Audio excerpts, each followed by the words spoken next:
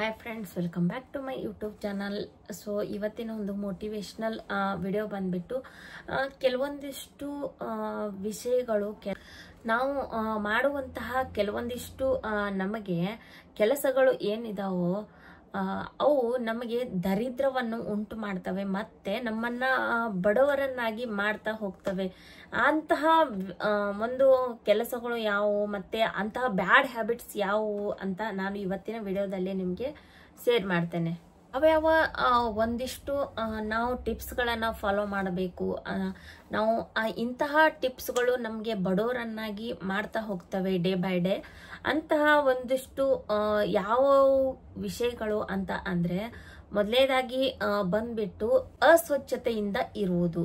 ಅಸ್ವಚ್ಛತೆಯಿಂದ ಇರುವುದು ಅಂದ್ರೆ ನಾವು ನಮ್ಮ ಸುತ್ತಮುತ್ತಲಿನ ಒಂದು ಪರಿಸರವನ್ನು ಹೊಲಸಿ ಇಟ್ಕೊಳ್ಳೋದು ಮತ್ತೆ ನಮ್ಮ ಒಂದು ಮನೆಯನ್ನ ನಾವು ಹೊಲಸಿ ಇಟ್ಕೊಳ್ಳೋದ್ರಿಂದ ಅಲ್ಲಿ ನಮ್ಗೆ ನಕಾರಾತ್ಮಕ ಶಕ್ತಿಗಳೇ ಜಾಸ್ತಿ ಆಗಿರ್ತವೆ. ಅಂದ್ರೆ ಪಾಸಿಟಿವ್ಗಿಂತ ನೆಗೆಟಿವ್ನೇ ಜಾಸ್ತಿ ಬಂದಿರ್ತವೆ.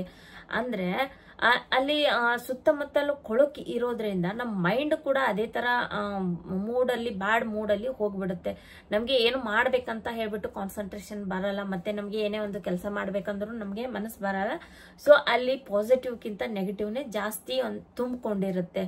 ಸೊ ನೆಕ್ಸ್ಟ್ ಬಂದ್ಬಿಟ್ಟು ನಾವು ಹೊಲಸಿ ಇಟ್ಕೊಳ್ಳೋದ್ರಿಂದ ಅಲ್ಲಿ ನಾವು ದೇವರ ಬದಲಾಗಿ ಕೆಟ್ಟ ಒಂದು ವಾಸನೆಗಳನ್ನ ತಕ್ಕೊಳ್ಬೇಕಾಗತ್ತೆ ಅಲ್ವಾ. ಸೊ ನಾವು ಸ್ವಚ್ಛವಾಗಿ ಇರೋದನ್ನ ಕಲಿಬೇಕು. ನೆಕ್ಸ್ಟ್ ಬಂದ್ಬಿಟ್ಟು ನಾವು ಉಗುರನ್ನ ಕಚ್ತಾ ಇರ್ತೀವಿ. ಯಾವತ್ತೂ ಉಗುರನ್ನ ಈ ತರ ಹಲ್ಲಲ್ಲಿ ಕಚ್ಕೋಬಾರ್ದು. ಯಾಕಂತಂದ್ರೆ ಅದರಿಂದ ಅದು ಕೂಡ ಒಂದು ದರಿದ್ರ ಅಂತಾನೆ ನಾವು ಹೇಳ್ಬೋದು.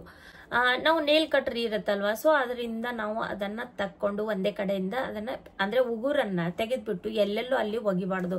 ಯಾವಾಗ್ಲೂ ಕೂಡ ಒಬ್ಬೊಬ್ರು ಉಗುರು ಕಚ್ತಾನೇ ಇರ್ತಾರೆ. ಸೊ ಅದನ್ನ ಕೂಡ ಮಾಡಬಾರ್ದು. ಅದು ಕೂಡ ದರಿದ್ರನೇ ಅಂತ ನಾವು ಹೇಳ್ಬೋದು. ಯಾಕಂತಂದ್ರೆ ಉಗುರು ಕಚ್ಚೋದ್ರಿಂದ ನಾವು ಎಲ್ಲೇ ಕೆಲಸ ಮಾಡ್ತಾ ಇರುವಾಗ ಬೇರೆದವ್ರ ಮುಂದೆ ಆ ತರ ಮಾಡ್ತಾ ಹೋದ್ರೆ ಬೇರೆದವರು ಹೆಸಿಟೇಟ್ ಮಾಡ್ಕೋತಾರೆ, ಅಸಹ್ಯ ಅಂತ ಅನ್ಕೋತಾರೆ, ಒಂಥರ ಹೊಲಸು ಅನ್ಸುತ್ತೆ. ಸೊ ಅವಾಗ ಆ ವ್ಯಕ್ತಿ ಮುಂದಿರೋ ವ್ಯಕ್ತಿ ನಮ್ಗೆ ಒಂಥರ ನೋಡೋಕ್ ಸ್ಟಾರ್ಟ್ ಮಾಡ್ತಾರೆ. ಸೊ ನಾವು ಉಗುರನ್ನ ಕಚ್ಚೋದನ್ನ ಮೊದಲು ಅಲ್ಲಿ ನಿಲ್ಲಿಸ್ಬೇಕು. ಮತ್ತೆ ಉಗುರು ಕಚ್ಚೋದು ನಮ್ಮ ಒಂದು ಕೆಲಸಗಳ ಮೇಲೆ ಕೆಟ್ಟ ಪರಿಣಾಮವನ್ನು ಬೀರುತ್ತದು.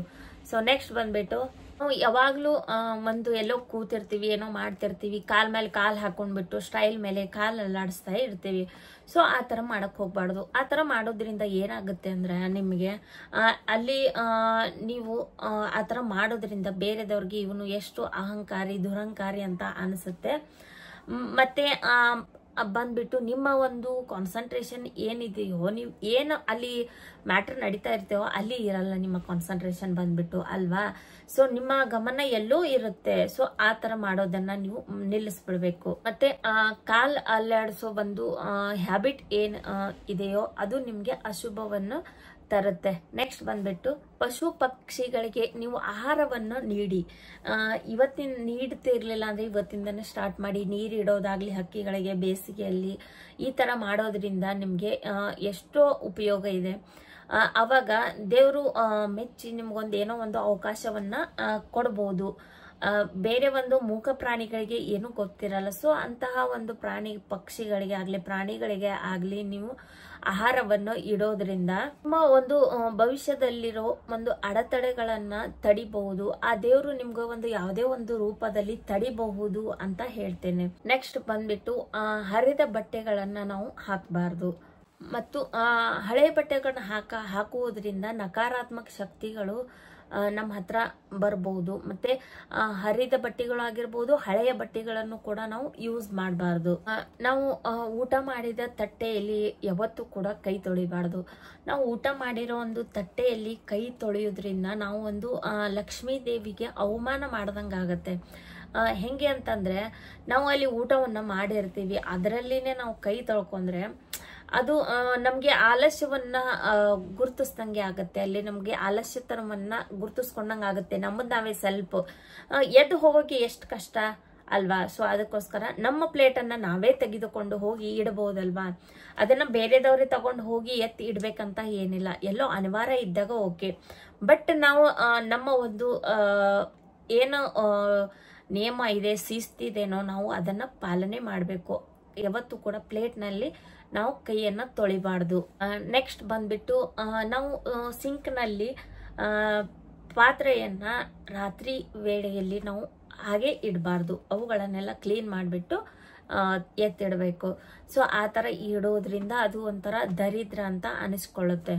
ನೆಕ್ಸ್ಟ್ ಬಂದ್ಬಿಟ್ಟು ನಾವು ಊಟ ಮಾಡುವಾಗ ಮಧ್ಯದಲ್ಲಿ ಎದ್ದೇಳಬಾರ್ದು. ಇವಾಗಿನ ಪರಿಸ್ಥಿತಿ ಹೆಂಗಾಗಿದೆ ಅಂತಂದ್ರೆ ಯಾವುದೇ ಒಂದು ಕಾಲ್ ಬಂದ್ರೆ ಸಾಕು ಊಟ ಬಿಟ್ಟು ಎದ್ದೇ ಬಿಡ್ತಾರೆ ಜನ. ಸೊ ಮಧ್ಯದಲ್ಲಿ ಊಟ ಮಾಡುವಾಗ ಯಾವುದೇ ಕಾರಣಕ್ಕೂ ಮಧ್ಯದಲ್ಲಿ ಊಟವನ್ನ ಬಿಟ್ಟು ಎದ್ದೇಳಬಾರ್ದು. ನೆಕ್ಸ್ಟ್ ಬಂದ್ಬಿಟ್ಟು ನಾವು ಚಪ್ಪಲಿಗಳನ್ನ ಮನೆಯ ಒಂದು ಬಾಗಿಲಿಗೆ ಎದುರಿಗೆ ತಂದ್ಬಿಡ್ತೀವಿ. ಆ ಥರ ಮಾಡಕ್ ಹೋಗ್ಬಾರ್ದು. ನಾವು ಚಪ್ಪಲಿಯನ್ನ ಸೈಡಿಗೆ ದೂರಲ್ಲಿ ಇಟ್ಟು ಬಂದ್ಬಿಡ್ಬೇಕು. ಯಾಕಂದ್ರೆ ಎದುರಿಗೆ ತಂದಿಟ್ರೆ ಏನಾಗುತ್ತೆ ಅಂದ್ರೆ ನಕಾರಾತ್ಮಕ ಶಕ್ತಿಗಳನ್ನ ನಾವು ಒಳಗ್ ತಂದಂತೆ ಆಗುತ್ತೆ ಅಲ್ವಾ, ಎದುರಿಗೆ ತಂದಿಟ್ರೆ. ಸೊ ಅದಕ್ಕೋಸ್ಕರ ನಾವು ಆ ಥರ ಮಾಡಕ್ ಹೋಗ್ಬಾರ್ದು. ನೆಕ್ಸ್ಟ್ ಬಂದು ನಾವು ಪೊರಕೆಯನ್ನ ಸರಿಯಾದ ಜಾಗದಲ್ಲಿ ಇಡಬೇಕು. ಅಂದ್ರೆ ಎದುರಿಗಾಗ್ಲಿ ಯಾರೇ ಬರೋರಿಗೆ ಸಡನ್ ಆಗಿ ನಾವು ಪೊರಕೆ ಕಾಣೋ ತರ ಇರಬಾರ್ದು. ಅದು ಕೂಡ ಲಕ್ಷ್ಮಿ ಇದ್ದಂತೆ, ಅದಕ್ಕೆ ಕಾಲು ತಾಕದೆ ಇರೋ ತರ ನಾವು ನೋಡ್ಕೋಬೇಕು. ಮತ್ತೆ ಅದನ್ನ ಯಾರಿಗೂ ಕಾಣದಂತೆ ನಾವು ಅದನ್ನ ಇಡಬೇಕು. ಮತ್ತೆ ಅದನ್ನ ತಲೆ ಕೆಳಗ್ ಮಾಡ್ಬಿಟ್ಟು ಆ ತರ ಎಲ್ಲ ಇಡೋದಾಗ್ಲಿ ಮಾಡಬಾರ್ದು. ಅದನ್ನ ಸರಿಯಾದ ರೀತಿಯಲ್ಲಿ ಸರಿಯಾದ ಒಂದು ದಿಕ್ಕಿನಲ್ಲಿ ನಾವು ಇಡಬೇಕು. ಇಲ್ಲ ಅಂತಂದ್ರೆ ಅದು ಏನಾಗುತ್ತೆ ಅಂದ್ರೆ ಒಂದು ನಾವು ಅವಮಾನ ಮಾಡ್ದಂಗ ಆಗುತ್ತೆ, ಲಕ್ಷ್ಮೀ ದೇವಿಗೆ ಅಪಮಾನ ಮಾಡ್ದಂಗ ಆಗುತ್ತೆ. ಯಾಕಂತಂದ್ರೆ ನಾವು ಲಕ್ಷ್ಮಿ ಅಂತ ಹೇಳ್ಬಿಟ್ಟು ಪೊರಕೆಗೆ ಏನಾದ್ರೂ ಒಂದ್ ಸ್ವಲ್ಪ ಕಾಲ್ ತಾಕದಾಗ ಅದನ್ನ ಮುಟ್ಬಿಟ್ಟು ನಮಸ್ಕಾರವನ್ನ ಮಾಡ್ತಾ ಇರ್ತೀವಿ. ಸೊ ಅದಕ್ಕೋಸ್ಕರನ ಎಲ್ಲಿ ಸಿಕ್ಕಂದ್ರಲ್ಲಿ ಒಗೆಯೋದಾಗ್ಲಿ ಆತರ ಎಲ್ಲ ಮಾಡಕ್ ಹೋಗ್ಬಾರ್ದು. ಸರಿಯಾದ ಜಾಗದಲ್ಲಿ ಅದನ್ನ ನೀಟಾಗಿ ನಾವು ಇಡಬೇಕು ಅಂತ ನಾನು ಹೇಳ್ತೇನೆ. ನೆಕ್ಸ್ಟ್ ಬಂದ್ಬಿಟ್ಟು ಬಾತ್ರೂಮ್ ನಲ್ಲಿ ಖಾಲಿ ಬಕೆಟ್ ಇಡಬಾರ್ದು ಅಂತ ಹೇಳ್ತಾರೆ.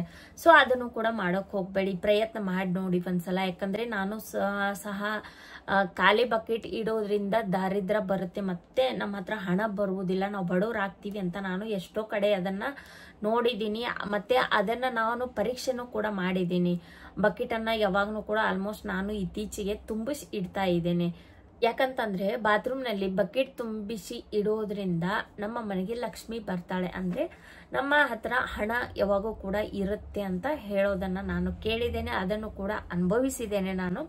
ಸೊ ಆ ತರ ಮಾಡಿ ಅಂತ ನಿಮ್ಗೂ ಕೂಡ ಹೇಳ್ತಾ ಇದ್ದೇನೆ. ಯಾವತ್ತೂ ಕೂಡ ಬಾತ್ರೂಮ್ ನಲ್ಲಿ ಬಕೆಟ್ ಅನ್ನ ಖಾಲಿ ಇಡೋಕ್ ಹೋಗ್ಬೇಡಿ.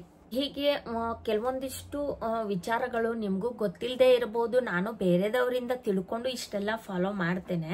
ನಾನಾಗ್ಲೇ ಸ್ವಂತಂತೂ ಇದನ್ನ ಹೇಳ್ತಾ ಇಲ್ಲ. ಯಾಕಂತಂದ್ರೆ ನಾನು ಕೂಡ ಅಲ್ಲಿ ಇಲ್ಲಿ ನೋಡ್ಬಿಟ್ಟು ತಿಳ್ಕೊಂಡ್ಬಿಟ್ಟು ನಿಮ್ಗೆ ಶೇರ್ ಮಾಡ್ತಾ ಇದ್ದೇನೆ.